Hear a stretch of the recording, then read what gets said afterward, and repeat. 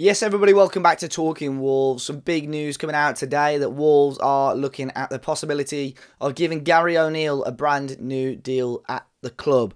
I'll be giving my thoughts today, giving you guys the latest news, of course. Let me know your thoughts in the comment section down below. But Sporting Director Matt Hobbs sat down and exclusively chatted to some of the local journalists. I think Steve Madeley of The Athletic, Liam Keane of The Express and Star, John Percy, The Telegraph, to name a few of those. And quite interesting, some of the quotes, obviously, that were included in this article, but the main one being that Wolves are looking to sit down with Gary O'Neill towards the end of the campaign to offer him a brand new deal.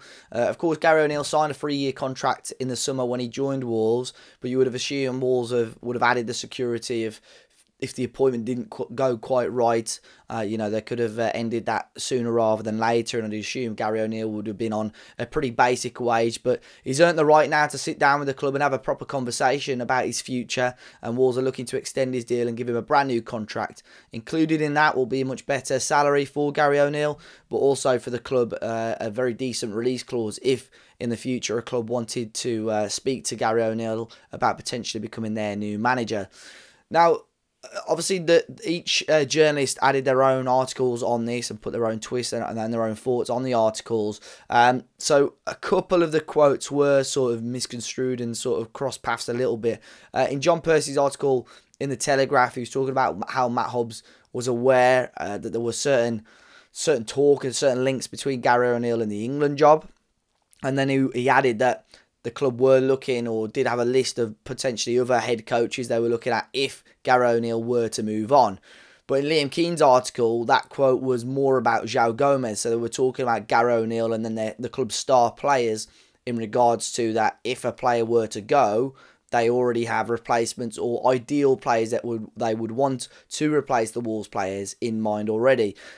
He said about João Gomez, he thinks they'll be interested in the summer, but he doesn't think Wolves will sell the Brazilian midfielder. But that's where there's a cross paths a little bit. But basically, the sort of overall story from this interview, if you read all three, is that Matt Hobbs seems very switched on. He's talking the talk, and I think this summer is really where he's got to show as a sporting director that he can walk the walk. I think some of the things that he's done so far are very impressive, especially in such a difficult time for the club and not just Wolves but Premier League clubs in general financially.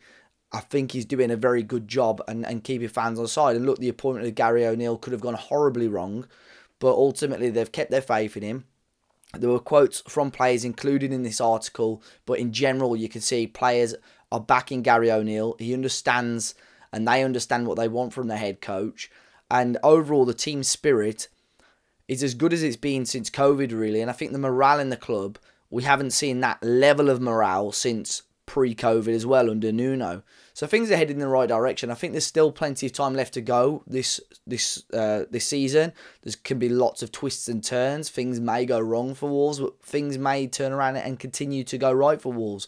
We're in the quarterfinal of the FA Cup. We've got every chance of winning that tie and going to Wembley. And I suppose at Wembley, when Wolves are on their game, they can beat anybody, and we could seriously make some history this season. And Gary O'Neill is a huge part of that, and how he's got this squad of players who Julen Lopetegui ultimately walked away from because he didn't believe that they were good enough.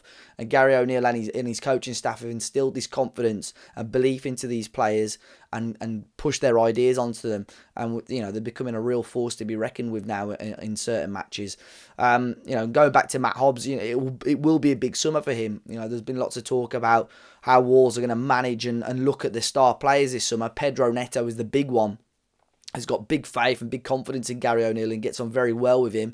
I understand that, he's happy enough in Wolverhampton right now, but ultimately, if Champions League clubs come knocking, Pedro Neto's head is going to be turned. I think he'll know not to disrespect the club like Matheus Nunes did last summer, but ultimately, talking about Nunes, the club want a much bigger fee than what they sold Nunes for to Manchester City in the summer. So you're going to be looking upwards of 60-odd million.